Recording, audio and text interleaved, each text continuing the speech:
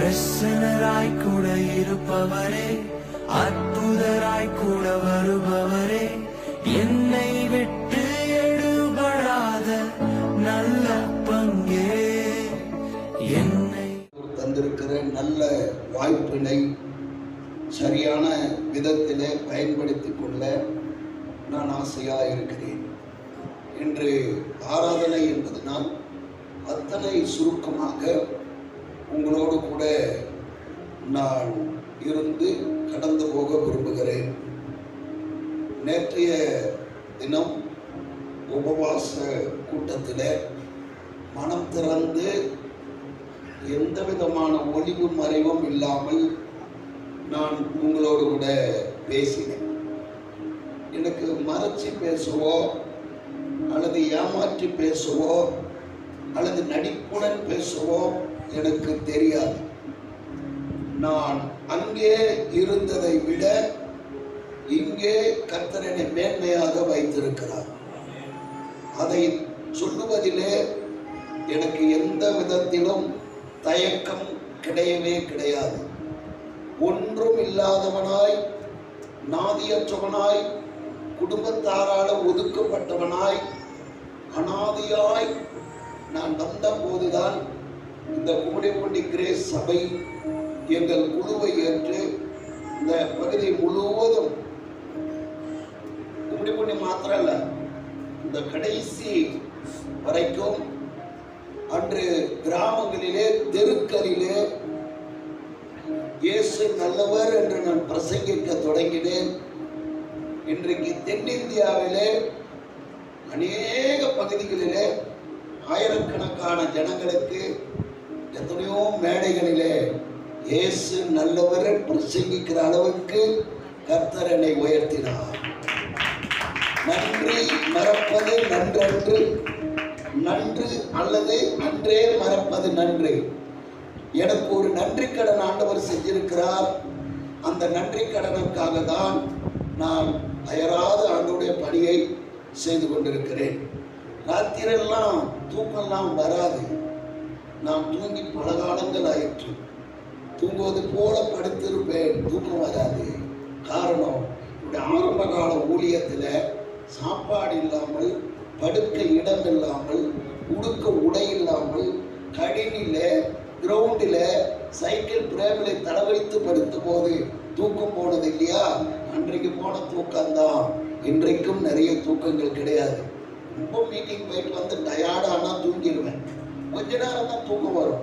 அதுக்கப்புறம் முழிச்சு வந்துடும். பைபிளை பற்றி யோசிப்பேன். நான் போயிட்டு வந்த மீட்டிங்கை பற்றி யோசிப்பேன். அங்கே இருந்த ஜனங்களுடைய நிலைமையை குறித்து யோசிப்பேன். அங்கே இருக்கிற ஜனங்களுடைய மனநிலைமையை குறித்து யோசிப்பேன். அந்த வாழ்வாதாரத்தை குறித்து யோசிப்பேன். ஏதோ கைகளை நீட்டி கர்த்தர் உங்களை ஆசீர்வதிப்பார், உங்களை உயர்த்திடுவார், உங்களை மேம்படுத்திடுவார் என்று வாய் சவாடல் விடுவதற்காக நான் எங்கேயுமே போக மாட்டேன். நான் எங்க போனாலும் ஒரு மறுமலர்ச்சி உண்டாக்கப்பட வேண்டும். அந்த பகுதி வளர்ச்சி அடைய வேண்டும். அந்த சபை வளர்ச்சி அடைய வேண்டும். அந்த சபையின் விசுவாச மக்கள் மேம்பாடு அடைய வேண்டும். கீழ்மட்டத்தில் யார் இருந்தாலும் சரி, அடுத்த முறை அவர்கள் மேல் மட்டத்திலே வர வேண்டும் என்பது எனது ஆவா. ஆகவே எனக்கு அன்பான கர்த்தருடைய பிள்ளைகளை, சாதாரண ரோட்டில் நின்ற என்னை பட்டிமன்ற நடுவராக, மேடை பேச்சாளராக, உயர்ந்த அந்தஸ்தில் கர்த்தர் என்னை வைத்திருப்பது உண்மையானால் உங்களுக்கும் அந்த மேன்மையை கர்த்தர் தருவார். கையில் தனி கர்த்தரை ஸ்தோத்திரம். உங்களுக்கு ஒரு காரியத்தை நான் சொல்றேன். என்னுடைய சாட்சி, நான் எங்கிருந்து வந்தேன் அப்படின்னு நான் எந்த இடத்துல சொல்லிட்டு போனாலும் அடுத்த காலங்களில் அப்படியே வண்டியோடு கவுத்துருவான். ஆனால் எனக்கு ஒன்றும் ஆகாது, எனக்கு எதுவுமே ஆகாது. ஆனாலும் இங்கேயும் நான் பேசியிருக்கிறேன். எது நடந்தாலும் சரி, என் ஆண்டவரை குறித்து பேசுவதை எனக்கு பெருமையாக கருதுகிறேன். எனக்கு பெருமை என்று சொல்லிக்கொள்ள ஒன்றுமில்லை. அதிக படிப்பில்லை, அதிக வசதி இல்லை, நல்ல உயரமான தோற்றம் இல்லை, அழகான மேனி இல்லை. ஆனால் எனக்கு ஒரு பெருமை இருக்கிறது. என்னை அழைத்து ரட்சித்து மேம்படுத்தி என்னை வாழ வைத்தவர் ஒருவர் இருக்கிறார். நேற்று உபவாச கூட்டத்துக்கு நிறைய பேர் வந்திருந்தாங்க. ஆராதனையில் வந்தா நன்மை, வரலன்னா கடவுளுக்கு என்ன வந்தது? நீ வந்தா அவருக்கு என்ன, வரலன்னா அவருக்கு என்ன லாபம் நஷ்டம்? வந்தா நமக்கு லாபம், வரலன்னா பிசாசுக்கு லாபம். அவ்வளோதானே தவிர மற்றபடியெல்லாம் ஒன்றும் கிடையாது. வரல போனங்கிறதெல்லாம் நம்ம யாரை பற்றியும் எதையும் யோசிக்கலாம் முடியாது. என்னை பொறுத்த வரைக்கும் ஆயிரக்கணக்கான ஜனங்கள் மத்தியிலையும் பிரசங்கம் பண்ணியிருக்க, வெறும் 10 பேரும் உட்கார்ந்து ஒரு வீட்டு அறையிலையும் நான் பிரசங்கம் பண்ணுவேன். ஆனால் அங்கே ஒரு பிரசங்கம் இங்கே ஒரு பிரசங்கம்லாம் கிடையாது. ஆவியானவர் என்னை எப்படி நடத்துகிறாரோ அவருடைய கைகளிலே ஒப்பு கொடுத்துருவேன். என்னை நடத்த நான் போறேன்னு சொல்லுவேன். அற்புதமாய் நடத்தியிருப்பார். நேற்று உபவாசம் கூட்டத்துக்கு வந்தவங்க கிட்ட நான் ஒரு ஃபீட்பேக் பார்க்க ஆரம்பிக்கிறேன் நினைக்கிறேன். யாருக்காவது நேற்று ஐயா நல்லா இருந்துச்சு, என் மனசை தொட்டுச்சு, எனக்கு ஒரு தைரியம் வந்துருச்சு, ஆண்டவர் என்னுடைய பாடுகளை என்னுடைய கஷ்டங்களை நீக்கிறதுக்கு தான் அந்த வார்த்தையை சொன்னாரே அப்படின்னு நம்புகிறேன். ஏனென்றால் நேற்று ஆண்டவர் நம்மை பார்த்து சொன்னார், பக்தி உள்ளவர்களுடைய உபத்திர சோதனையில இருந்து ரட்சகர் என்று சொல்லப்பட்டிருக்கிறது. அந்த வார்த்தை எனக்கு ரொம்ப பயனுள்ளதாக இருந்தது. அப்படின்னு யாருன்னா இருந்தீங்கன்னா எழுந்தெல்லாம் நிற்க வேணாம், கைத்துக்கு ஒரு அலிலியா சொல்லுங்க. சொல்றதுக்கு ரொம்ப வெக்கமா இருந்தா கவலைப்பட வேணாம். கர்த்தருக்கு முன்னாடி வெக்கப்படுற நம்ம ஆண்டவர் நம்ம பண்ற அநியாயத்திரமத்துக்கெல்லாம் ஆண்டவர் வெக்கப்பட்டா நம்ம நிலைமை என்ன இருக்கும்? இங்க வந்து நிற்க முடியுமா? யோசித்து பாருங்க. அப்போ என்னோட கூட கர்த்தர் பேசணும், எனக்கு ஒரு தைரியம். என் சோதனையிலிருந்து ஆண்டவர் என்னை ரட்சிப்பான். நிச்சயம் நான் வென்றெடுப்பேன். இனி வரும் காலங்களில் நான் ஜெயிப்பேன். இனி வரும் காலங்களில் எதை குறித்து நான் கவலைப்பட மாட்டேன் அப்படின்னு சொன்னா கைத்துக்கு ஒரு அலையில சொல்லுங்க பார்க்கலாம். சவுண்டே இல்லையே, இது போதாதே. சூப்பர். இந்த உலகத்தை ஜெயித்துவங்க நம்ம ஆண்டவர். நம்ம அந்த உலகத்தை ஜெயித்து நம்ம கையில கொடுத்துருக்கிறார். நம்ம ஏங்க கவலைப்படணும்? நம்ம ஏங்க வருத்தப்படணும்? எதை குறித்து கவலைப்படுறதுனால ஒன்று. எனக்கு பைபிள் அற்புதமான ஒரு வார்த்தை சொல்லியிருக்கும். கவலைப்படுவதனால் எவன் தன் சரீரத்தோட எவ்வளவு 40 வருஷம் ஒரு அங்கலத்துக்கு ட்ரை பண்றேன். வசனம் எனக்கு ஒரு முழம் சொல்லியிருக்குது. எங்க ஆபீஸ்ல ஒருத்தர் சொல்லுவார், நீ கண்ட கொஞ்சம் ஒரு ஜான் வளர்ந்துருந்தேன்னா இந்த ஆபீஸே வித்துருவேன். நான் சொன்னேன், அட பாய் மனுஷா, நான் 40 வருஷமா ஒரு இன்ச்சுக்கு ட்ரை பண்றேன். ஒரு ஜான் வளர்ந்தா உனக்கு காலில் வந்து கும்பிடுவேன் நான் அப்படின்னு. அவர் எவ்வளவு கோபம் நினைச்சிச்சுன்னு போயிடுவேன். எனக்கு கண்பான கர்த்தரோட பிள்ளைகளை, இப்போ அந்த வார்த்தையெல்லாம் ஆண்டவர் எனக்கு தானே சொல்லியிருப்பாரு. என்ன கவலைப்படுற? இந்த உருவம் உனக்கு போதும், இதை வச்சுட்டு நான் உன்னை பயன்படுத்திப்பேன். ஆண்டவர் என்னை பயன்படுத்துறாருல, அப்ப ஏன் முன்னாடி இருக்கிற எல்லாருக்கும் செய்ய மாட்டாரா? செய்வார். கர்த்தரை தேடுனா நிச்சயம் செய்வார். தேடலைன்னா வேலைக்கு போனதான் சம்பளம். வேலைக்கு போனா சம்பளம் கொடுக்க மாட்டாங்க. சமைச்சா தான் சோறு, சமைக்கலன்னா சோறு கிடைக்காது. கடைக்கு போனா தான் பொருள், கடைக்கு போலன்னா பொருள் கிடையாது. அதே மாதிரி தேவாலயத்துக்கு வந்தா தான் ஆசீர்வாதம், தேவாலயத்துக்கு வரலன்னா ஆசீர்வாதம் கிடையாது. கையில இருக்கிற இப்பொழுது என்னோட கூட வந்திருக்கிற என்னுடைய அப்பாவுடைய மருமகளுடைய மகன், என்னுடைய அப்பா அம்மாவுடைய மருமகளின் இளைய மகன் வந்திருக்கிறார். அவருக்கு ஒரு சில நிமிடங்கள் கொடுக்கணும்னு அவர் கேட்டுக்கிறாரு. ஆகவே அவரை முன்னாடி வரும்படி கையில் தட்டி நான் வருவார்.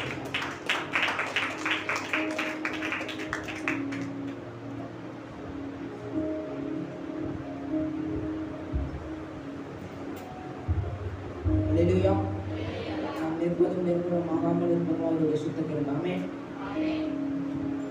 நேற்று யாரார் வந்தீங்கன்னு தெரியல. நேற்று ஒரு சாட்சி சொன்னாங்க, நீ சொல்றேன். நான் 5 வருஷம் முன்னாடி இந்த சர்ச்சைக்கு நான் வந்துட்டு போனேன். அதுக்கு முன்னாடி எனக்கு ஒரு டெங்குன்ட்டு ஒரு வியாதியில் நான் அனுப்பப்பட்டேன். சொல்லிட்டாங்க டாக்டரு ரொம்ப சீரியஸாக இருப்பான், ஜுரம் வந்துச்சு போயிடுச்சு, திருப்பி வந்துச்சு, டாக்டரான போனோம். ஒரு ஊசி 2 மாத்திரை விட்டுட்டு 1 இயரில் போங்க. திருப்பி நாங்கள் ஒரு 3 நாள் கழிச்சு போனோம். நாங்கள் சரியாயிடுச்சு. பார்த்தா ரொம்ப சீரியஸாக இருக்கிற மாதிரி இருக்குது. பிளட் டெஸ்ட் எடுக்கணும். பிளட் டெஸ்ட் எதாவது டெங்குட்டாங்க. அப்புறம் பார்த்தா அவனுக்கு ரத்த அணுக்கள் ரொம்ப கம்மியாக இருக்குது, வெள்ளை அணுக்களும் கம்மியாக இருக்குது, ரத்தமும் ரொம்ப கம்மியாக இருக்குது. அதனால் ஒரு ட்ரிப்ஸ் எடுத்துங்க, பார்க்கலாம், அட்மிட் பண்ணுங்கள், ரொம்ப சீரியஸாக இருக்கான். என் கூட 2 அக்காங்க இருக்காங்க, அவங்களுக்கு வேறு நோய், ஜுரம் தான், ஆனால் டைஃபாய்டு அந்த மாதிரி இருக்குது. பார்ப்போம் இன்னைக்கு இன்னைக்கு சரியாகலைன்னா நாளைக்கு வந்து அவனை ஸ்டான்லி நச்சு காமிச்சிருவோம், எழுதி கொடுத்துருவோம் அவனை. எல்லாரும் வீட்டில் இருக்கிற எல்லாரும் வந்து பார்த்தாங்க. நான் சொன்னேன், அப்பா தான் என் கூட இருக்கணும், வேறு யாரும் இருக்கக்கூடாது. அதேமாரி நைட்டு ஃபுல்லாக நான் 10 நேரம் அது ரொம்ப முடியல, என்னால் ஏந்து கூட முடியல. பார்த்துட்டு நைட்டு ஃபுல்லாக சாப்பிட குத்துனே இருங்க அவனுக்கு, வாமிட்டு எத்தனை இருந்தேன். அப்புறம் நான் பார்க்குறேன், ஏந்து பார்க்குறேன், அவள் தான் நாளைக்கு ஹாஸ்பிட்டலுக்கு அனுப்பிச்சிடுவாங்க நம்மளால ரொம்ப முடியல. பெரிய ஹாஸ்பிட்டல்னால எனக்கு கொஞ்சம் பயம். அவ்வளோ பெரிய ஹாஸ்பிட்டலுக்கு நான் போகணுமா ஏசப்பான்னு நினச்சினே இருக்கேன். அப்போது நான் பார்க்குறேன் 8 மணிக்கு அப்பா வீட்டுக்கு போக சொல்லிட்டாரு. அப்பா மட்டும் தான் இருக்காரு. 8 மணி முட்டி போட்டு ஜோம் பண்ணவர். காலைல 5 மணி வரையும் ஜோம் பண்ணிருக்காரு எனக்கோசம். முட்டி போட்டுதான் காலை இறக்கவே இல்லை, ஜோம் பண்ணாரு. நான் நினச்சேன், அப்பா நமக்கோசம் ஜோம் பண்ணுறாரு, நமக்கு சரியாயிடும், ஏசப்பா நம்மளை குணமாகிட்டாரு. அப்பயும் எனக்கு சரியாகலை. பார்த்தா டாக்டரை போய் பாருங்கன்றாங்க. வெளியே ஆம்புலன்ஸ் எனக்கோசம் டோர் திறந்து நிற்குது. ஏன்னா ஸ்டான்லிக்கு அனுப்பி இது பண்ணுறாங்க, டாக்டர் எழுதி கொடுக்க போகிறாங்க. அப்புறம் லாஸ்ட்டாக ஒரு வாட்டி பிளட் டெஸ்ட் எடுங்க பார்க்கலாம். என்னால் நம்பவே முடியல. பிளட் டெஸ்ட் ரிசல்ட் கொடுக்குறாங்க. டாக்டரு இந்த மாதிரி யாருக்கும் ஆண்டே இல்லைன்றாங்க. நான் பயன்ட்டேன், ஐயோ நம்மளுக்கு ரொம்ப சீரியஸாக ஆகிட்ட போல, நான் பயன்ட்டேன். அப்புறம் சொல்கிறாங்க, அப்பா என்னாச்சு டாக்டர் கேட்கும்போது, அவனுக்கு எப்படி ஒரே நைட்டில் சரியாச்சுட்டு தெரியல, கை தட்டி ஸ்டோக்கு சொல்லுறாங்க. எனக்கு ரொம்ப அதிசயமாயிடுச்சா. அப்பா சொல்கிறேன், எனக்கு சரியாயிடுச்சாங்களா, வீட்டுக்கு போக சொல்கிறாங்க. வெளியே ஆம்புலன்ஸ் நிற்குது எனக்கோசம். ஆனால் நான் நினச்சேன், ஏசப்பா எவ்வளோ பெரிய. அப்போ தான் நான் இருந்தேன், ஏசப்பா எவ்வளோ பெரிய ஆளு. ஒரு நைட் அப்பா நமக்கோசம் ஜோம் பண்ணாரு, உடனே சரியாயிடுச்சு. இதேமாரி உங்களுக்கும் செய்வாரன்னு நான் விசுவாசிக்கிறேன். எண்ணி முடியாத அதிசயங்கள் என் வாழ்வில் செய்பவரே, எண்ணி முடியாத அற்புதங்கள் என் வாழ்வில் செய்பவரே, எண்ணி முடியாத அதிசயங்கள் என் வாழ்வில் செய்பவரே, எண்ணி முடியாத அற்புதங்கள் என் வாழ்வில் செய்பவரே. கோடி கோடி நன்றி சொன்னாலும் உம்மைக்கது ஈடாகுமோ? கோடி கோடி நன்றி சொன்னாலும் என் வாழ்நாள் ஈடாகுமோ? கோடி கோடி நன்றி சொன்னாலும் உம்மைக்கது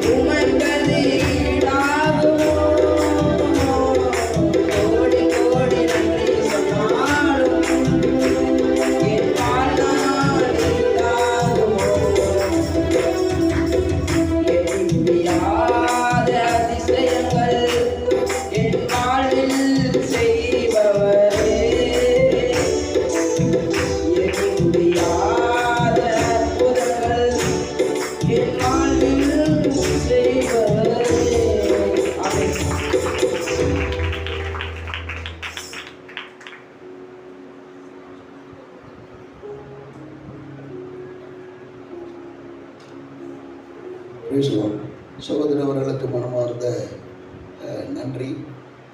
எல்லாரும் சொன்னாங்க, நீங்கள் ரொம்ப ஷார்ட்டாக இருக்கிறீங்க 2 பேரும், உங்கள் பிள்ளைகள்லாம் ரொம்ப ஷார்ட்டாக இருப்பாங்க அப்படின்னு. அவனை பார்த்தா ஷார்ட்டாக இருக்கா? 16 வயசு, 11th படிக்கிறான். அவன்கிட்ட கேட்டேன், நீ எப்படி ஊழியம் செய்ய போகிற அப்படின்னு கேட்டேன்.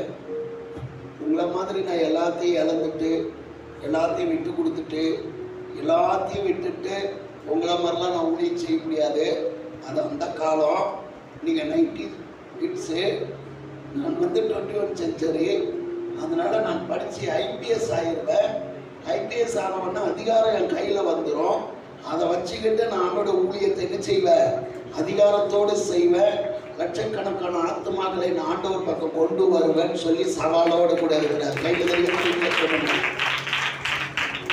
கர்த்தர் பண்ணா நம்ம ஒன்றும் பண்ண முடியாது. கர்த்தர் கொடுக்கணும்னு நினைச்சாருன்னா ஆசைகள் 1000 இருக்கலாம், ஆனால் ஆண்டவர் அதை அனுமதிக்க வேண்டும். வசனத்துக்கு நேரம் போக போலாம். ஒரு சில நிமிடங்கள் மாத்திரமே, மீதியை நம்ம முடிச்சிடலாம். இன்றைய ஆராதனை நமக்கு நிறைய பணிகள் இருக்கும். எடுத்து வாசியுங்கள். ஆதியாகமத்தின் புஸ்தகம் 46ஆம்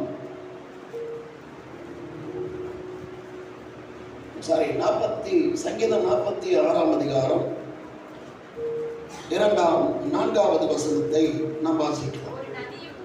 ஒரு நதி உண்டு, அதை நீர்க்கால்கள் தேவனுடைய நகரத்தையும் உன்னதமானவர் வாசம் பண்ணும் பரிசுத்த ஸ்தலத்தையும் சந்தோஷிப்பிக்கும். மீண்டும் வாசிப்போம். ஒரு நதி உண்டு, அதன் நீர்க்கால்கள் தேவனுடைய நகரத்தையும் உன்னதமானவர் வாசம் பண்ணும் பரிசுத்த ஸ்தலத்தையும் சந்தோஷிப்பிக்கும் என்று தாவீது எழுதுகிறார். தனது 46வது சங்கீதத்தில் நதிகளை குறித்து அவர் எழுதுகிறார். ஒரு நதி இருக்கிறது, நிறைய நதிகள் இருக்கிறது உலகத்தில், ஏராளமான நதிகள். இந்தியாவில் கூட நிறைய நதிகள் இருக்கிறது. ஏன் நம்ம திருவள்ளூர் மாவட்டத்தில் கூட 2-3 நதிகள் இருக்கிறது. கூவு நதி, வசந்தலை நதி, ஆரணி நதி 3ம் இருக்கிறது. இந்த பக்கம் ஒரு கடல் வழி ஒன்று இருக்கிறது நமக்கு. ஆனால் இப்படி எல்லா இடங்களிலும் இருக்கிற நதியெல்லாம் காட்டிலும் ஒரு நதி இருக்கிறது நமக்காக. அந்த நதியோட வேலை என்ன என்று சொன்னால், அது தேவனுடைய நகரத்தையும் தேவன் வாசம் பண்ணுகிற பரிசுத்த ஸ்தலத்தையும் அது எப்படி வச்சிருக்குமா? மகிழ்ச்சியோடு கூட வச்சிருக்கும். இந்த நதியோட வேலை என்ன? நம்மை மகிழ்ச்சியோடு கூட வைத்திருக்கிறது. நமக்கு வேதம் சொல்லுகிறது, தேவன் இழந்து போனதை தேடவும் ரட்சிக்கவே மனுஷகுமாரன் வந்தார். அப்படி அவர் என்ன இந்த உலகத்துல இழந்துட்டாரு? அவர் தேடி வரப்போறாரு. தங்கத்தையும் வைரத்தையும் வைடூரியத்தையும் இழந்துட்டாரா அப்படின்னா, தான் நேசித்த மக்கள், தன்னால் உருவாக்கப்பட்ட ஜனங்கள், தன்னால் தன்னை ஆராதிக்கும்படி படைக்கப்பட்ட ஜனங்கள் அவரை விட்டு வெளியேறினார்கள். கீழ்ப்படியாமையினாலே அவரை விட்டு வெளியேறின போது ஆண்டவர் அப்பொழுது கோபப்பட்டாலும் வேதம் சொல்லுகிறது, இமைப்பொழுது கைவிட்டேன், ஆனாலும் என் இரக்கமான உருக்கத்தினால் என்ன செய்த சேர்த்து கொண்டேன்னு சொல்லுகிறது இல்லையா? தேவ கோபம் ரொம்ப நேரம் இருக்காது, நீண்ட நேரம் இருக்காது. நம்ம அப்பா அம்மா கோபம் எப்படி இருக்கும்? கொஞ்ச நேரம் தான் இருக்கும். அப்புறம் என்ன செய்யும்? நம்ம தேடும். அந்த கண்கள், அந்த உள்ளம் நம்ம தேடும். என் பிள்ளைய திட்டிக்கிட்டீங்க, ஐயா என் பிள்ளைய கொஞ்சம் கோபமா பேசிட்டேன், வீட்டை விட்டு எங்கே போச்சு, எங்க இருக்குன்னு தெரியல, சர்ச்சுக்கு வந்தாலும் சர்ச்சு பக்கம் வந்தானோ அப்படின்னு அந்த தாயோட தகப்பனோட இதயம் எப்படி தேடுமோ அதை விட மேலான ஒரு இதயம் நம்மை தேடுகிறது. அப்ப இந்த வசனம் சொல்லுகிறது, ஒரு நதி நமக்காக இருக்கிறது. அந்த நதி என்ன செய்யுமா? தேவனுடைய நகரத்தையும் தேவன் வாசம் பண்ணுகிற பரிசுத்த ஸ்தலத்தையும் மகிழ்ச்சியோடு கூட வைத்திருக்கும் என்று சொல்லப்பட்டிருக்கிறது. இப்ப ஆதியாகமம் 2ஆம் அதிகாரம் 10, 11, 12 நாம் வாசிப்போம். தோட்டத்திலே தண்ணீர் பாயும்படி ஏதேனிலிருந்து ஒரு நதி ஓடி அங்கே இருந்து பிரிந்து 4 4 பெரிய ஆறுகள் ஆயிற்று. 4 பெரிய ஆறுகள் ஆயிற்று. முதலாம் ஆற்றுக்கு பைசோன் என்று பெயர். பைசோன் என்று பெயர். அது ஆவிலா தேசம் முழுவதையும் சுற்றி ஓடும். அது ஆவிலா தேசம் முழுவதும் சுற்றி ஓடும். அவ்விடத்திலே பொன் விளையும். அந்த தேசத்தின் பொன் நல்லது. அந்த தேசத்தினுடைய தங்கம் நல்ல தங்கம், ஒரிஜினல் தங்கம். அவ்விடத்திலே பிதலோகும் கோமேதக கல்லும் உண்டு. இரண்டாம் ஆற்றுக்கு கீகோன் என்று பெயர். கீகோன் என்று பெயர். அது எத்தியோப்பியா தேசம் முழுவதையும் சுற்றி அது எத்தியோப்பியா தேசம் முழுவதையும் சுற்றி ஓடும். மூன்றாம் ஆற்றுக்கு இத்தக்கேல் என்று பெயர். அது அசிரியாவுக்கு கிழக்கே அசிரிய தேசம் முழுவதும் ஓடும். நான்காம் ஆற்றுக்கு ஐபிராத் என்று பெயர். தேவனாகிய கர்த்தர் மனுஷனை ஏதேன் தோட்டத்திலே அழைத்து வந்து அதை பண்படுத்தவும் காக்கவும் வைத்தார். போதும். நான் ஒரே நதி 4 நதிகளாய் பிரிந்தது. நல்லா கேட்டுக்கங்க. ஒரே ஒரு நதி இங்க சொல்லுகிறது 46:4 ஒரே ஒரு நதி. ஆதியாகமத்துல அந்த ஒரு நதி 4 நதிகளாய் பிரிந்தது. நான் அதுக்கு ஒரு டெஃபினிஷன் சொல்லிடுறேன். ஒரே நதி, பிதாவாகிய தேவன் ஒரே நதி. அந்த நதியிலிருந்து 4 பிரிந்தது. 4 நதிகளை நான் சொல்லியிருந்தாரு. பிதாவினிடத்திலிருந்து ஓடுகிற நதியில முதல் நதி தங்கம், சிறந்த தங்கம், வைரம். அங்க இருக்கிற கோமேதகம் மிக சிறந்தது. அது இயேசு என்னும் நதி. கைகளை தட்டி கர்த்தரை ஸ்தோத்திரம் பண்ணு. இரண்டாவது ஒரு நதி, அது பரிசுத்த ஆவியாய் மாறின நதி. மூன்றாவது ஒரு நதி, நமக்காக நம்மை வழி நடத்தும்படி, நம்மை பாதுகாக்கும்படி, நமக்காக ஆலோசனை கொடுக்கும்படி வைத்திருக்கிற போதகர் என்னும் நதி. கையில தட்டி கர்த்தரை ஸ்தோத்திரம் பண்ணு. நான்காவது நதி நீங்களும் நானும் தான். முதல் நதி இயேசு, பிதாவாகிய தேவன் பிரதான நதி. 4 நதிகளிலே ஒன்று இயேசு, இரண்டாவது பரிசுத்த ஆவியானவர், மூன்றாவது ஊழியர், நான்காவது விசுவாச மக்கள். இப்போ வந்துருச்சா 4 நதிகளும். ஆனா இந்த ஒரு நதி என்ன செய்யணும்? இந்த 4 நதியை கையில வச்சுக்கணும். இந்த 4ஐயும் கண்ட்ரோல் பண்ணி அது என்ன செய்கிறதா? தேவனுடைய நகரத்தை மகிழ்ச்சியாக்குகிறது. தேவனுடைய நகரம், இது என்னுடைய டெஃபினிஷன். இதை நான் எந்த பைபிளுடைய எந்த இதுலையும் நான் வாசித்ததில்லை. நான் மற்ற புத்தகங்கள்லாம் நிறைய எடுத்து புரட்டியெல்லாம் பார்க்க மாட்டேன். என்னுடைய ஒரே புத்தகம், நிறைய புத்தகம் இருக்கு, வாசிக்கிறதுக்கு நிறைய இருக்கு.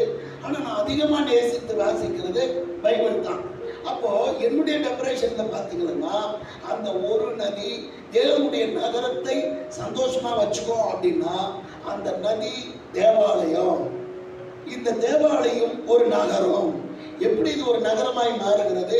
பலதரப்பட்ட மக்கள், பல இன மக்கள், பல மொழி பேசும் மக்கள் கூடுகிற இடத்திற்கு என்னது? நகரு, ஊராட்சி, பேரூராட்சி, நகராட்சின்னு சொல்றா இல்லையா? அப்ப இந்த சபைக்கு உள்ள வருகிறது. இது ஒரு நகரம். குடும்பம், பல குடும்பங்கள் ஒன்று சேர்ந்த. இப்ப பல குடும்பங்கள் இந்த கும்மிடி பூண்டில இருக்கிறதுனால இதுக்கு கும்மிடி பூண்டின்னு பேர் வச்சிருக்காங்களா? இந்த பகுதிக்கு என்ன தோட்டக்காரன்னு ஒரு பேர் வச்சிருக்காங்களா? அப்போ தேவாலயம் என்பதற்கு பதிலாக இது ஒரு நகரம். இந்த நகரத்துள்ள பலதரப்பட்ட மக்களாக நாம் வசித்துக் கொண்டிருக்கிறோம். இந்த நதி, இயேசு என்னும் நதி என்ன செய்கிறது? இந்த நகரத்தை மகிழ்ச்சியோடு கூட வைத்திருக்கிறது. பரிசுத்த ஆவி என்னும் நதி அதுக்குள்ள வருகிறது. நதியாக பாயட்டுமே பாடுறாங்கல்ல, பாட்டு பாடுறாங்கல்ல தேவ, அது என்ன மலையாள பாட்டு? மலைய நதியாக பாயட்டுமே, அக்கினியாய் இறங்கணுமே, தேவ நதியாக பாயணுமே பாடுறாங்கல்ல. அந்த பரிசுத்த ஆவி என்னும் நதி இந்த நகரத்தை என்ன செய்கிறது? மகிழ்ச்சியோடு கூட வைத்திருக்கிறது. மூன்றாவது நதியாகிய தேவ ஊழியர், தேவன் வாசம் பண்ணும் ஸ்தலம். தேவன் எங்கே வாசம் பண்ணுகிறார்? எங்க வாசம் பண்றாரு? ஆலயத்துல. தேவனை நம்ம தான் ஆலயத்துல வாசம் பண்றோம். தேவன் வாசம் பண்ணுகிறது இதயம், பரிசுத்த ஸ்தலம் இதுதான். நீங்களே அந்த ஆலயம். ஒருவன் ஆலயத்தை கெடுத்தால் தேவன் அவனை கெடுத்து போடுவார். அப்போ இதுக்குள்ளதான் ஆண்டவர் என்ன செய்யறாரு? வாசம் பண்ணுகிறார். அப்ப இதயம் மகிழ்ச்சியோட இருக்கணும். அப்ப இந்த இதயம் மகிழ்ச்சியோட இருக்கணும்னா ஊழியக்காரன் மகிழ்ச்சி மகிழ்ச்சியோடு இருக்கணும். நம்ம ஊழியக்காரர் நம்ம வழி நடத்துகிற தேவனுடைய நகரத்தையும் தேவன் வாசம் பண்ணுகிற பரிசுத்த ஸ்தலத்தையும், இந்த நகரத்தையும் இந்த பரிசுத்த ஸ்தலத்தையும் மகிழ்ச்சியோடு வச்சிருக்கிறது யார் தெரியுமா? ஊழியக்காரங்க தான். கையில தடுக்கத்தரை ஸ்தோத்திரம் பண்ணுவோம். நம்ம என்ன நினைக்கிறோம் தெரியுமா? இந்த சமூகத்துல பெரிய ஊழியக்காரங்க, சின்ன ஊழியக்காரங்க, கார்ல வர ஊழியக்காரு, ஃப்ளைட்ல வர ஊழியக்காரு, பணக்கார ஊழியக்காரு, ஏழ்மையான ஊழியக்காரு, ஒண்ணுமே இல்லாம நடந்து வர ஊழியக்காரு, சைக்கிள்ல வர ஊழியக்காரு. இந்த பிரிவினையை மக்கள் மனதிலே பிசாசு விதைச்சுட்டான். ஆனா ஒன்றுக்குமே உதவாத எந்த ஊழியக்காரனாக இருந்தாலும் அங்கே அவருக்குள்ள ஏற்கனவே 3 நதிகள் ஓடிக்கொண்டிருக்கிறது. இயேசு என்ற நதி, பிதாவாகிய தேவன் என்ற நதி, பரிசுத்த ஆவி என்ற நதி அவனுக்குள்ள ஓடிக்கொண்டிருக்கிறது. 4வது அவர் மகிழ்ச்சியோடு வச்சிருக்கிற நதி, ஒரு ஊழியக்காரன் என்கிற நதி. இந்த 3 நதிகளையும் நம்ம நடுவிலே பரவி விட்டாதான் அந்த தேவ நகரமும் நம்முடைய இருதயம் எப்படி இருக்கும்? மகிழ்ச்சியோடு கூட இருக்கும். நான் உங்களுக்கு என்னுடைய சமாதானத்தை வைத்து போகிறேன், இந்த உலகம் கொடுக்கிற பிரகாரமாய் அல்ல. உங்களுக்கு ஒரு சாட்சி சொல்றேன். எனக்கு மனைவி வந்திருந்தாங்க, கல்யாணம் புதுசு. நான் ஒரு கிராம் கோல்டு கூட என்னோட மனைவி உடம்புல இருக்காது. 1 கிராம் கோல்டு கூட மனைவி உடம்புல இருக்காது. ஒரு டூப்ளிகேட் செயின் தான் போட்டிருப்பாங்க. இது கூட எனக்கு கிஃப்ட் தான், நான் வாங்கினது இல்லை. இது கூட என்னுடைய கிஃப்ட் தான். இதெல்லாம் எனக்கு கிஃப்ட் தான். இன்றைக்கு எனக்கு ஒரு தனி ஹீரோ வாங்கி கொடுத்துருக்காங்க என் துணி வைக்கிறதுக்கு. அவன் சொன்னா, நேற்று துணி போடும்போது சொன்னா, இந்த துணி வாங்கி 2வது முறை தான் இதை போடுறேன்னா, காலையில் டெக் பண்ணிட்டு சொல்றா, இந்த துணி வாங்கி நான் 2வது முறை போடுறேன்னா. 1 வருஷம் கழிச்சு 2வது முறை தான் போடுறான். ஒரு துணி கூட நான் இல்லாம வேதனைப்பட்ட காலங்களில், கண்ணீர் வடித்த காலங்களில், துயரப்பட்ட காலங்களில் இந்த நதி பாய்ந்து வந்து என் நகரத்தையும் என் இருதயத்தையும் சந்தோஷமாய் வைத்திருக்கிறது. கல்யாணம் முடிச்சு என்னை கிராமத்துல கொண்டு வந்து வச்சுட்டாங்க, சோழவரம் பக்கத்துல. எங்க அம்மா அப்பாவை பார்க்கறதுக்கு நானும் என் மனைவியோ வண்டியில போகணும். போகும்போது எங்க அம்மா ரொம்ப என் மனைவியை நேசிப்பார். என் மனைவிக்கிட்ட சொன்னாங்க, அம்மா நீ ரொம்ப சின்ன பிள்ளையா இருக்க, உன் கழுத்துல ஒரு தாலி கயிறு கூட அந்த பையன் கட்டல. எங்க அம்மா பயங்கர ஐதீகம், அந்த பையன் கட்டல. அதனால ஒரு 5 சவரத்துல சரடு வாங்கி போட்டுக்கோ. நீங்க நகை போடக்கூடாது, நகை போடுறவங்களுக்கு நான் எதிரானவன் கிடையாது. நீ எவ்வளவு வேணாலும் போட்டுக்கலாம், எவ்வளவு வேணாலும் வச்சுக்கலாம், அதுக்கு நான் வந்து எதிரானவன் கிடையாது. ஆனா நான் சொல்றேன் என்னோட அனுபவத்தை. வாங்கி போட்டுக்காட்டான்.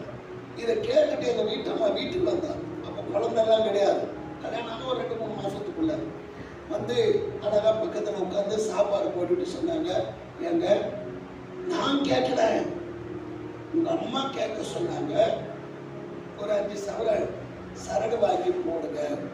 எங்களுக்கு கல்யாணம் ஆகும்போது தங்கத்தினுடைய விலை எவ்வளவுமா? 2006ல் 6000 சில்லறை ரூபா, 6000 சில்லறை ரூபா தான். எனக்கு ஒன்றும் பெரிய காசு எல்லாம் அது கிடையாது. அப்போ அப்படியே சொன்னாங்க. எங்க அம்மா தான் சொன்னாங்க. ஆமா உங்க அம்மா தான் சொன்னாங்க. சரி ரைட் விடு, வாங்கி போடுறேன். எங்க அம்மா சொல்லிட்டு பிறகு நான் எப்படி அப்ஜெக்ஷன் பண்றது? சொல்லிட்டேன். கூப்பிட்டு திருப்பி மறுவாரம் கூப்பிட்டு போனேன். போய் வா, எங்க அம்மாவை கூப்பிட்டு போய் என்ன பண்ணலாம், எங்க அப்பா கூட படிச்சவரு இது தங்க கடை வச்சிருக்காரு. எங்க அப்பாவோட கிளாஸ்மேட் தங்க கடை வச்சிருக்காரு. வா அங்க போவோம், காசு குறைவா நிறைவா அவர் பார்த்துக்குவாரு. கூப்பிட்டு போனேன். இவங்களுக்கு ரொம்ப சந்தோஷம். மாமியார் சொன்ன உடனே வீட்டுக்காரி கேட்டுக்கிட்டாரு, 5 சவரன் சரடு கிடைக்கும் போது அப்படின்னு வண்டியிலேயே ரொம்ப மகிழ்ச்சியோடு உட்கார்ந்தாங்க. நேராக வீட்டுக்கு கூட்டு போனேன். கூட்டு போன உடனே எங்க அம்மா என் ஒய்ஃப் ரொம்ப அந்யூன்யமா இருப்பாங்க. அங்க உட்காந்து பேசும்போது சொன்னேன், நீ என்னம்மா சொன்ன விட்டா அப்படின்னு கேட்டேன். அவங்க மறந்துட்டாங்க. நான் ஒன்றும் சொல்லலையப்பா. நாங்க இல்லை இல்லை வேற ஏதோ சொல்லி இருக்கிறோமா. உடனே ஒய்ஃப்டாங்கம்மா அன்னைக்கு சொன்னீங்களா 5 சவரம் வாங்கிக்க சொல்லி, அதுக்குமா கேட்டேன், அதுக்குதாம்மா என்னை கூப்பிட்டு வந்திருக்காரு. அப்படியம்மா அப்படின்னா நான் சொன்னேன், ஒரே ஒரு கண்டிஷன், நான் வாங்கி போட மறுக்கவே இல்லை, ஒரே ஒரு கண்டிஷன் தான். என்னடா அம்மா, நான் மீட்டிங் முடிச்சுட்டு ராத்திரி 1 மணி 2 மணி 3 மணிக்கெல்லாம் வரேன். ஒய்ஃபு கூட கூப்பிட்டு வருவேன். மீட்டிங் முடிச்சுட்டு யாராவது கழுத்துல கத்தி வச்சிட்டான்னா 5 சவரத்துக்கு நான் அங்கேயே இறக்கி விட்டு போயிடுவேன். முடிஞ்சா நீ காப்பாத்தி என் பொண்டாட்டி கையில கொடுக்கறதா தான் நான் வாங்கி போடுறேன்னு. எங்க அம்மா சொன்ன வார்த்தைமா, இவன் என்னைக்கு பைபிள் எடுத்தானோ அன்னைக்கே மாறிட்டான். எங்க பேச்செல்லாம் இவன் கேட்க மாட்டான். நான் எப்படா 12 மணிக்கு வந்து உடைய காப்பாத்துறது, வாங்கியே போட வேணாம் விட்டுருவான்ட்டான். இன்னைக்கு வரைக்கும் வாங்கி போடல. ஏன்னா எங்க அம்மா வேணாம்னு சொல்லிட்டான். ஏன் நான் இதை சொல்லுகிறேன்னு சொன்னால், தங்கம் விளைகிற அந்த நதி நம்மை மகிழ்ச்சியோடு கூட வைத்திருக்கிறது. அந்த நதி புறப்பட்டு வந்து தேவனுடைய நகரத்தை மகிழ்ச்சியோடு கூட வைத்திருக்கிறது. இந்த தேவனுடைய நகரத்தை மகிழ்ச்சியோடு வச்சிருக்கணும்னா இயேசுவும் பரிசுத்த ஆவியானவரும் சேர்ந்து இந்த நகரம் நமக்கு இருக்கணும். இந்த நதி நம்ம நடுவில் பாயணும், வருத்தப்படக்கூடாது. இந்த நதி வேதனைப்படுனா அவர் சொல்லிக் கொடுத்து அவங்களோட முகஸ்தாபத்துக்காக அவங்களுக்கு பெருசா பேசுறதுக்காக கிடையாது. இதெல்லாம் நிரந்தரம் இல்லாத உயிர். அவங்கள பெருமையா பேச எனக்கு ஒண்ணும் கிடையாது. எனக்கு ஆண்டவர் காலையில சொன்னதை நான் சொல்றேன். இந்த நதி புறப்பட்டு நகரத்தை மகிழ்ச்சியோடு, ஒரு நதி உண்டு, அந்த நதி வரும், அந்த நதி தேவனுடைய நகரத்தை மகிழ்ச்சியோடு வச்சுக்கும். அதுக்கப்புறம் தேவன் வாசம் பண்ணுகிற இருதயத்தை சந்தோஷமாய் வச்சுக்கும். அப்ப ரெண்டும் மகிழ்ச்சியா இருக்கணும்னா தேவனுடைய நகரத்தை மகிழ்ச்சியோட வச்சிருக்கிறது இந்த நதி, நம்முடைய இருதயத்தை மகிழ்ச்சியோட வச்சிருக்கிறது பரிசுத்த ஆவி என்னும் நதி. இதுக்கு முன்னாடி இருக்கிற இயேசுவும் பிதாவும் எப்படி இருப்பாங்க? அவங்க கூடவே இருப்பாங்க. இப்ப இந்த 4 நதியும் அரவணைக்கிறது யாரு? பிதாவாகிய தேவன். அப்போ ஒரே நதி புறப்பட்டு 4ஆய் பெறுகிறது போல இந்த தேவாலயத்துக்கு வந்திருக்கிற நம்மையும் ஆண்டவர் அப்படியாக ஆவிக்குள்ள நம்மை மகிழ்ச்சியோடு சந்தோஷமாய் நடத்தும் என்று நான் விசுவாசத்தை உங்களோடு கூட பேசுகிறேன். அதே மாதிரி மத்தேயு 6:3-6 வாசிங்க. யோர்தான் நதி, இங்க என்ன நடக்குது? தங்களுடைய பாவங்களை அறிக்கையிட்டு யோர்தான் நதியில் அவனால் ஞானஸ்நானம் பெற்றார்கள். ஆமா, இங்க வருகிற போது பாவ அறிக்கை இடுகிறோம். தேவாலயத்துக்கு வருகிற போது முதல்ல என்ன பண்றோம்? பாவ அறிக்கை. ஐயா நானே பாவம் பண்ணிட்டேன். 2 பேரும் தேவாலயத்துல ஜெபம் பண்ணோம். ஒருத்தன் சொன்னா நான் தசம்பாகம் கொடுத்தேன், காணிக்கை கொடுத்தேன், எல்லாத்தையும் கொடுத்தேன், அதை செஞ்சேன், இதை செஞ்சேன்னா. ஒருத்தன் சொன்னான், ஐயா இவனில நான் ரொம்ப பாவி ஐயா, இவனில நான் வெண்மையானவன் இல்லை ஐயா, தலை தூக்கி பார்க்க கூட எனக்கு தகுதி இல்லைன்னு சொன்னான். வேதம் சொல்லுகிறது அவன் அல்ல, இவனே சிறந்தவன். அப்போ இந்த தேவாலயத்துக்கு வருகிற போது அந்த நதியிலே நாம் மூழ்கி ஞானஸ்நானம் எடுப்பதற்கு ஒரு நதி இங்கே காத்திருக்கிறது. அந்த நதி தான் வேத வசனம் என்கிற நதி. இந்த வசனம் நமக்குள்ள வருகிற போது பரிசுத்த ஆவியானவர் அதற்குரிய விளக்கத்தை கொடுக்கிற போது அந்த இயேசு என்னும் பரிசுத்த ஆவி, இப்ப இயேசு எப்படி இருக்கிறார்? உருவத்திலே இருக்கிறாரு, ஆவியா இருக்கிறார். நான் போகிறேன், உங்களுக்காக ஒரு தீர்த்தரவாளனை அனுப்புவேன், அவர் உங்களை என்ன செய்வாரு? சகல சத்தியத்துக்குள்ள வழி நடத்துவாரா?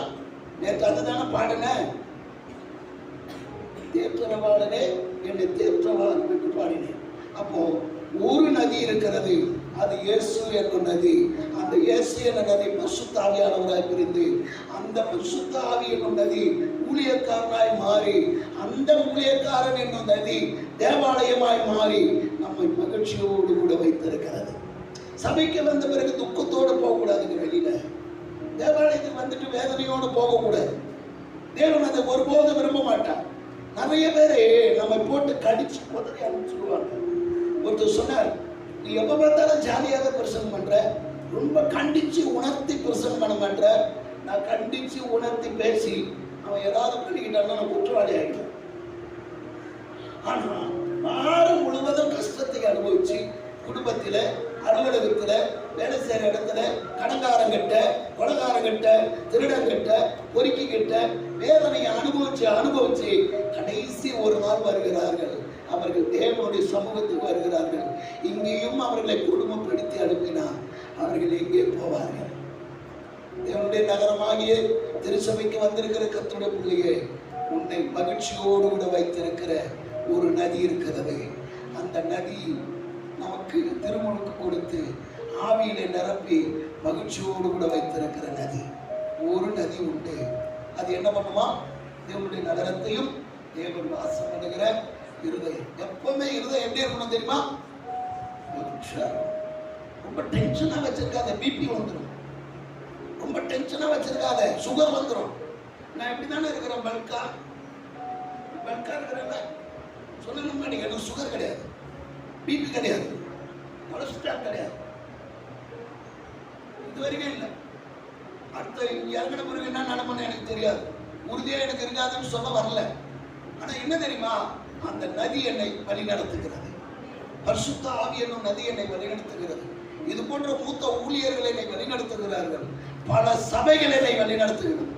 உங்களுக்கு ஒரு திருவிருந்து தானே, எனக்கு மாசம் ஃபுல்லா திருவிருந்து. எந்த சபைக்கு போனாலும் முதல் வாரம் ஒரு திருவிருந்து, 2வது வாரம் என் சபையில திருவிருந்து, 3வது வாரம் வேற எந்த சபைக்கு போனாலும் திருவிருந்து, 4வது வாரம் எந்த சபைக்கு போனாலும் திருவிருந்து, 5வது வாரம் வந்தாலும் அங்கேயும் திருவிருந்து, நைட் பிரேயர்ல திருவிருந்து. இப்படி திருவிருந்தா தின்னுட்டு ஒரு நோயும் இல்லாமல் கர்த்தரை நேசத்தோடு கூட வச்சிருக்கோம். திருவிருந்து நம்முடைய அருமருந்து. திருவிருந்து பயபக்தியோடு எடுத்தோம்னா நம்முடைய ரத்தத்தை சுத்திகரித்து நம்முடைய சரீரத்தை பலப்படுத்தி நம்மை மேம்படுத்துகிற திருவிருந்து. அதான் சொன்னார், என் தழும்புகளால் அவர் தழும்புல சுகமான பிறகு நம்ம ஏமா டாக்டரை தேடி ஓடணும்? நான் சொன்னால கவர்மெண்ட் ஹாஸ்பிட்டலில் வாமிட் வந்துட்டே இருக்கு, பயந்துட்டேன், பிள்ளைய விட்டுருவோமோ அப்படின்னு பயந்துட்டேன். அப்போ அந்த ஹாலில் பெஞ்சில் தூக்கிட்டு வந்து அவனை கடத்திட்டு பெட்டில் இருந்து முழங்கால் பண்ணிட்டு ஆட்டோட்ட என்னதுமா சொன்னேன், இங்கே வருகையா, நான் இந்த பையனை கேட்கல, நீ தான் எனக்கு தந்த, கொடுக்கறதும் எடுக்கிறதும் அம்மா கையில் இருக்கு அப்படின்னு நைட்டெல்லாம் ஜெபம் பண்ணேன். 1 மணி நேரத்துக்கு ஒரு முறை அவனுக்கு ஏதாவது குடிக்க கொடுப்பேன், வாமிட் எடுப்பான், தூக்கிட்டு வந்து கடத்துவேன், திருப்பி முழங்கால் பண்ணிடுவேன். நைட்டெல்லாம் அழுதேன். கூட இருந்து எல்லாரும் ஸ்டாண்ட்லிங் போனாங்க, இவனை மட்டும் கர்த்தர் எனக்கு வீட்டுக்கு அனுப்பிச்சு வச்சான். போன மாசம் 2 பேருக்கு குழந்தை பிறந்தது. 2 பேரும் எங்ககிட்ட ஜெபம் பண்ணிக்கிறாங்க. ஒருத்தர் கர்த்தர் இல்லாதவர், ஒருத்தர் ஆண்டவரை நேசிக்கிற பிள்ளை. ஆண்டவரை நேசிக்கிற பிள்ளை ரொம்ப பலவீனமா இருப்பா, கர்த்தரை நேசிக்காத பிள்ளை போலீஸ்கார், ரொம்ப பலனா இருப்பாங்க, எக்ஸசைஸ் பாடி. ஆனா இந்த பிள்ளை ரொம்ப மோஜா மாதிரி இருப்பா. 2 பேருக்கு ஜெபம் பண்ண, கர்த்தரோடு இருக்கிற பிள்ளைக்கு கர்த்தர் சுகப்பிரசவம் கொடுத்தாரு. என் பலனோடு இருக்கிறவர்களுக்கு என்ன பண்ணாரு, ஆபரேஷன் பண்ணி குழந்தை தந்தார். இந்த நதி எங்க சந்தோஷப்படுத்த தெரியுமா, நாம் படுகிற பாடுகளிலே நமக்கு மகிழ்ச்சியை கொடுக்கும். இந்த நதி எங்க தெரியுமா மகிழ்ச்சியை கொடுக்கும், நாம் துயரப்படுகிற போது மகிழ்ச்சியை கொடுக்கும். இந்த நதி அதுதான் சொன்னான் கண்ணதாசன், துன்பம் ஒரு வேளையில உபத்திரவத்தில் எப்படி இருக்கணுமா, சந்தோஷமா இருக்கு. நான் உபத்திரப்பட்டது நல்லது, உமது பிரமாணங்களை கத்துக்கிட்டேன். தாவீது, உபத்திரம் உங்களுக்கு உண்டு, ஆனா எப்படி இருங்க, தைரியமா இருங்க. தைரியத்தை மட்டும் விட்டுறாதீங்க. கிறிஸ்தவ வாழ்க்கையில விசுவாசம், தைரியம் 2 தான் நம்முடைய பலன். இதுதான் ஆண்டவர் நமக்கு தரணும். ஆண்டவர் பயந்து இருந்தாருன்னா சிலுவை ஏற்றிருப்பாரா? பயந்து இருந்தா சிலுவை ஏற்றிருப்பாரா? இயேசுக்காக சிலுவை செய்யலைங்க, சிலுவைக்காக இயேசு வந்தார். இயேசு மதத்தை ஸ்தாபிக்கப்படி வரலங்க, இழந்து போன நம்மை தேடி வந்தார். நம்மள பாளையத்துக்கு புறம்பானவங்க, யூதர்களுக்கு மட்டும்தாங்க அவர் தமது சொந்த ஜனத்திலே வந்தார். யூதர்களுக்கு மட்டும்தாங்க அவர் வந்தார். வரும்போது ஆனா நிலைமையை பார்த்து மாத்தி, ஐயோ மெய்ப்பில்லாத ஆடுகளை போல அனாதியா இருக்குதே கூட்டம், நீங்களும் வாங்க நம்மளை சேர்த்துக்கிட்டாருங்க. நம்ம விலை கொடுத்து வாங்கப்பட்டவங்க, நமக்கு தாங்க உரிமை இருக்கு. இந்த தேவன் என்றென்றும் சதா காலங்களிலும் நம்முடைய தேவன். இந்த ஆண்டவரை மட்டும் ஆராதிக்கிறதுல விட்டுறாதீங்க, அவரை துதிக்கிறதுல விட்டுறாதீங்க, பாடுறதை விட்டுறாதீங்க, தேவாலயத்துக்கு வர்றதை விட்டுறாதீங்க. எந்த நிலைமையிலும் இங்க பாருங்க, ஒரே ஒரு காரியம் சொல்லி நான் முடிக்கிறேன். ரொம்ப சந்தோஷமா இருக்கும் போது, ரொம்ப துக்கமா இருக்கும் போதும், ரொம்ப சந்தோஷமா இருக்கும் போதும் கர்த்தரை ஆராதிச்சுக்கிட்டே இருங்க. நீங்க ரொம்ப முடியாம நிலைமையில கர்த்தர் உங்களை தேடி வருவார். ஆமென். ரொம்ப முடியாத நிலைமையில எப்படி வருவாரு? போன மாசம் இதே மாதிரி தான் ஒரு இடத்துல சாட்சி சொல்லிட்டு வீட்டுக்கு வந்துட்டேன். 1 வாரம் ஆச்சு, சேஃப்டி ஆயிட்டேன். நான் வண்டியில வரும்போது, இவங்களை ஸ்கூல்ல விட்டு வண்டியில வரும்போது, ரொம்ப நன்றி ஆண்டவரே என்னை பாதுகாத்துக்கீங்க சொல்லிக்கிட்டே வந்தோமா, வண்டி அப்படியே ஸ்கிட் ஆயிடுச்சு. வண்டியில தான் வந்திருக்கேன், நேற்று கார்ல வந்தேன், அவர் இங்க சர்ச்சை நடத்த போயிட்டார், ஸ்கிட் ஆயிடுச்சு. நான் கீழே, வண்டி மேல, சேரு கல்லு சகதி எல்லாம் படுத்துக்கிறேன். லோயர் கிழிஞ்சிருச்சு, கையில் சுடுவரில் தேய்ச்சிருச்சு, முட்டி தேய்ச்சி ரத்தம் வருது. வேலைக்கு போற பசங்க ரோட்ல வந்து என்னை தூக்கி உட்கார வச்சு என் வண்டியை தூக்கி ஒருத்தன் காலை ஆட்டி பார்க்குறான், ஒருத்தன் கையை ஆட்டி பார்க்குறான், ஒருத்தன் இங்கே ஆட்டுறான், ஒருத்தன் வச்சு ஷேர் பண்ணுறான். நான் சொன்னேன், எனக்கு ஒன்றும் இல்லைடா, நான் நல்லா இருக்கிறேன். இல்லை இல்லை, நீ உட்காரு, தண்ணி குடி. இல்லை நாங்கள் பார்த்தோம் நீ விழுந்துங்க, ஏதோ ஒன்று ஆயிருக்கும் உனக்குன்னா. இல்லைடா நான் நல்லா இருக்கிறேன்னா ஒருத்தன் வச்சு பார்த்துட்டேன். எப்படிடாங்க இவர் விழுந்ததை நம்ம தானே பார்த்தோம், இவ்வளோ பெரிய வண்டி ஒரு மேலே விழுந்துதானா, எப்படிடா இவர் தப்பிக்கிறாருன்னு சொல்லிட்டேன். சரி போ எப்படியோ. அதில் ஒருத்தன் சொல்கிறான், டேய் அவர் யாருன்னு தெரியுதா, உள்ள பாஸ்டர், பாஸ்டர்களுக்கெல்லாம் ஒன்றும் ஆகாதுடா அப்படின்ற அவங்களுக்குள்ள பேசுகிறான். பாஸ்டர்களுக்கு மட்டும் இல்லைங்க, உங்களுக்கும் ஒன்றும் ஆகாதுங்க. நம்முடைய ஆண்டவர் எல்லாவற்றையும், இந்த நதி ஒரு நதி நமக்காக உண்டு. அந்த நதி தேவனுடைய நகரத்தையும் தேவாலயத்தையும் தேவாலயத்தை நடத்துகிற ஊழியரையும் தேவன் வாசம் அணுகிற இந்த பரிசுத்த ஸ்தலத்தையும் மகிழ்ச்சியோடு கூட வச்சிருக்காங்க. கஷ்டம் இருக்குங்க. தமிழ்நாடு மின்சார வாரியத்தில் கமர்ஷியல் இன்ஸ்பெக்டர், கிறிஸ்தவன் அல்ல, கடன் தடைக்கு மேலாகி அரசாங்க வேலை, கை 1 லட்சம் ரூபாய்க்கு மேல சம்பளம், கை நிறைய வருமானம் எல்லாம் இருந்தோம். கடன் பிரச்சனை எல்லாம் தற்கொலைக்கு போறான். செத்துறன்னு முடிவு பண்ணிட்டாங்க. பையன் ஒரே பையன், சின்ன பையன்.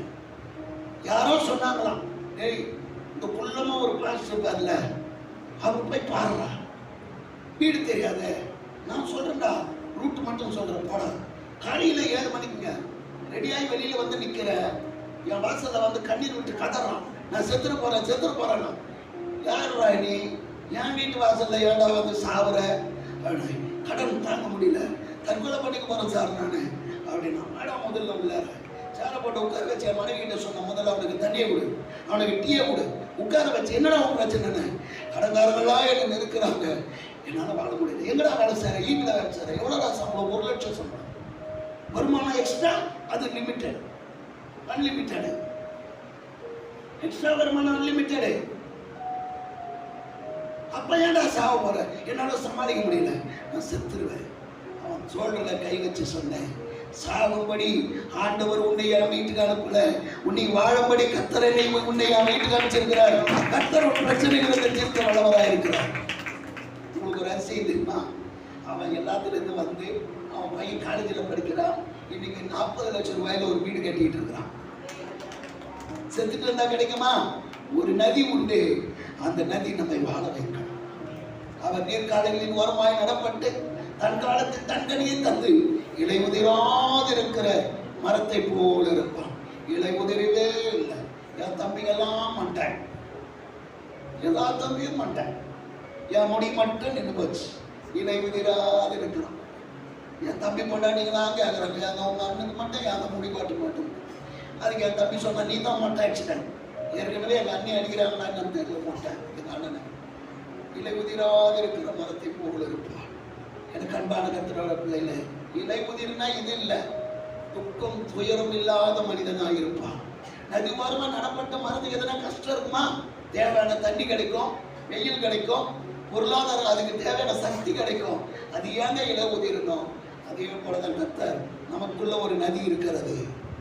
நீங்க எதையும் எடுத்துக்காதீங்க, அந்த 4 நதியெல்லாம் எடுக்காதீங்க, ஒரு நதி உண்டு.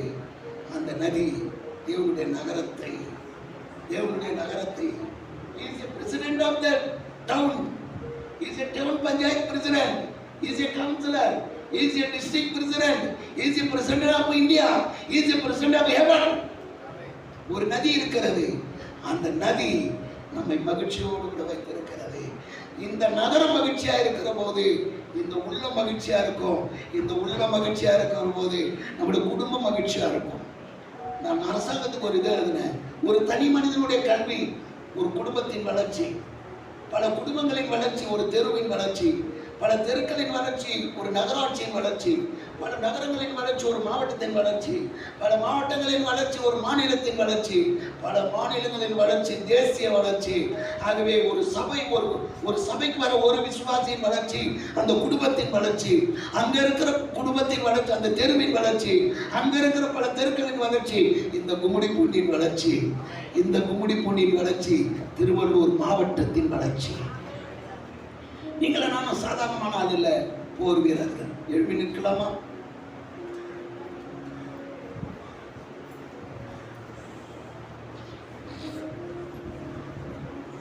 ஒரு நதி இருக்கிறதாமே, ஒரு நதி உண்டு. அந்த நதி தேவனுடைய நகரத்தையும் தேவன் வாசம் அடைகிற பரிசுத்த ஸ்தலத்தையும் மகிழ்ச்சியோடு கூட வச்சுக்கோமாமே. அது இயேசு என்னும் நதி, பரிசுத்த ஆவி என்னும் நதி, ஊழியக்காரர் என்னும் நதி, அந்த ஊழியக்காரின் கிளை வாய்க்காடுகளாகிய நானே அந்த நதி. எப்படி அந்த பிரதான நதி நகரத்தை மகிழ்ச்சியாக வைத்து ஒரு ஊழியக்காரன் கிளை வாய்க்காலிலே எங்களுடைய இருதயத்தை மகிழ்ச்சியாக வைக்கிறதோ, அதே போல நான் வசிக்கிற என் குடும்பத்திற்கு, என்னுடைய அலுவலகத்திற்கு, என்னுடைய தெருக்களுக்கு, என் பகுதிக்கு நான் ஒரு நதியாய் இருக்க விரும்புகிறேன். இந்த நதி அநேகருடைய ஆத்தும தாகத்தை தீர்க்கிற நதியாக, அநேகருடைய வியாதியின் பயத்தை தீர்க்கிற நதியாக, அநேகருடைய பிசாசின் வல்லமைகளை தீர்க்கிற நதியாக, அநேகருடைய போராட்டத்திற்கு பதில் சொல்லுகிற நதியாக, அநேகருடைய வேதனைக்கு பதில் சொல்லுகிற நதியாக என்னையும் மாற்றும் ஆண்டவரே, என்னையும் மாற்றும் ஆண்டவரே. உள்ளத்திலே சொல்லி இந்த 3வது ஞாயிற்றுக்கிழமை இந்த தேவாலயத்துக்கு வந்திருக்கிற கர்த்தருடைய பிள்ளையே, கர்த்தர் உன்னையும் நதியாக வைத்திருக்கிறார், உன்னையும் நதியாக வைத்திருக்கிறார், உன்னையும் நதியாக வைத்திருக்கிறார். இந்த நதி ஆரோக்கியப்பட்டு பிழைக்கிற போது அதை தேவாலயத்தை மகிழ்ச்சியோடு கூட வைத்திருக்கோம், ஆண்டவரே ஊழியக்காரனை மகிழ்ச்சியோடு கூட வைத்திருக்கோம், இங்க இருக்கிற அநேக குடும்பங்களை மகிழ்ச்சியோடு கூட வைத்திருக்கோம், நம்மை சார்ந்தவர்களை மகிழ்ச்சியோடு கூட வைத்திருக்கோம். நமக்கு இந்த உலகத்துல என்னங்க தேவை? மகிழ்ச்சி தாங்க தேவை. இந்த உலகத்துல கோடிக்கணக்கில் பணம் இருக்குங்க, குழந்தை இருக்காது. கோடிக்கணக்கில் சொத்து இருக்குங்க, அனுபவிக்க முடியாது. எத்தனையோ பொருளாதார வளர்ச்சி இருக்குங்க, நம்மளால ஏற்றுக்கொள்ள முடியாது. ஒண்ணுமே இல்லாத இருக்கிறாங்க தெரியுமா? அவங்க எல்லாம் சந்தோஷமா இருப்பாங்க, எந்த கவலையும் இல்லாம இருப்பாங்க. அதுக்காக நீ பணக்காரரா இருக்கக்கூடாதுன்னு நான் சொல்ல வரல. கர்த்தருடைய ஆசீர்வாதம், கர்த்தருடைய ஆசீர்வாதம் தான் நம்ம நல்லா வச்சிருக்கோம். கர்த்தரின் ஆசீர்வாதமே ஐஸ்வரியத்தை தரும், அதுல அவர் வேதனையை கூட்டி தர மாட்டார். கர்த்தர் நம்மை ஆசீர்வதித்தால் அங்க வேதனை இருக்காது. எனக்கு அன்பான கர்த்தருடைய பிள்ளைகளே, ஒரு சபைக்கு நான் போயிருந்தேன். 98,000 ரூபாய் சம்பளம் ஈவில, முழு குடும்பமும் ஈவிலே இருக்கிறது. ஒரு நபருக்கு 98,000. அந்த அம்மா எனக்கு ஒரு ஜெபம் பண்ணுங்கய்யா அப்படின்னாங்க. சேர்ல உட்கார்ந்து கைய நீட்டன. என் பையன் உட்கார்ந்து இருந்தான் எதிர சேர்ல. ஒரு குரல் ஒண்ணு விட்டது பாருங்க. அந்த பாஸ்டர் எல்லாரும் தூரம் போயிட்டாங்க. 7 பிசாசு அந்த அம்மாவை ஆட்டி படைத்தது. அவங்க சொன்னாங்க, ஐயா கை நிறைய சம்பாதிக்கிற அழகான பெண் பிள்ளை கல்லூரியில படிக்கிறார், 25 ஆண்டுகள் ஆயிற்று. என் வாழ்க்கையில நான் நிம்மதியா அனுபவிச்சதே கிடையாது, நான் நிம்மதியா வாழ்ந்ததே கிடையாது, நான் மகிழ்ச்சியா ஒரு வேலை சாப்பிட்டதே கிடையாது. ஐயா கை நிறைய சம்பளம் வாங்குறதாயா தெரியும். 25 ஆண்டு காலங்களின் வாழ்க்கை சின்னாபன்னமாய் போனது. எனக்கு அன்பான கர்த்தருடைய பிள்ளைகளே, சமீபத்துல சினிமா துறையில எல்லாருக்கும் தெரிஞ்ச பிரசித்தி பெற்ற ஒரு நடிகர் ரோபோ சங்கர், நுரையீரல் சுருங்கி போனது, கிட்னி சுருங்கி போனது. அவர் சம்பாதிச்ச புகழ்ச்சி, அவர் சம்பாதித்த மனைவி, பிள்ளைகள், உறவுகள், நட்புகள் எல்லாம் சுருங்கி போனது. கர்த்தரை ஆராதிக்கிற நமக்கு சுருக்கம் கிடையாது. விரிவான வாழ்க்கையை தர கர்த்தர் நமக்காக ஒரு நதியாக பாய்ந்து வருகிறார். அந்த நதி, அது வசனமாக, அது திருமுழுக்காக, அது திருவிருந்தாக, அது வார்த்தையாக நம்மை மகிழ்ச்சியோடு கூட வைத்திருக்கிறது. இந்த நதிக்குள்ள வந்திருக்கிற நீ இன்று முதல் சொல்லு, எனக்கு ஒரு நதி இருக்கிறது, அது நீர்க்கால் ஓரமாய் நான் நடப்பட்டு இருக்கிறேன். எனக்கு புஷ்டியும் சுதந்திரமும் ஆண்டவர் தந்திருக்கிறார். பரிசுத்த ஆவி என்ற நதிக்குள்ளே நான் ஒவ்வொரு நாளும் கடந்து போவேன். ஊழியக்காரன் பேசுகிற வார்த்தை என்ன நதிக்குள்ளே கடந்து போவேன். சபை என்னும் ஒரு நதிக்குள்ளே கடந்து போகிறேன். என் இருதயம் தேவன் வாசம் பண்ணுகிற என் இருதயமாகிய சபை, என் இருதயமாகிய குடும்பம், என் இருதயமாகிய சரீரம் மகிழ்ச்சியோடு கூட இருக்கும். எல்லாரும் கைகளை தட்டி கர்த்தரை ஸ்தோத்திரம்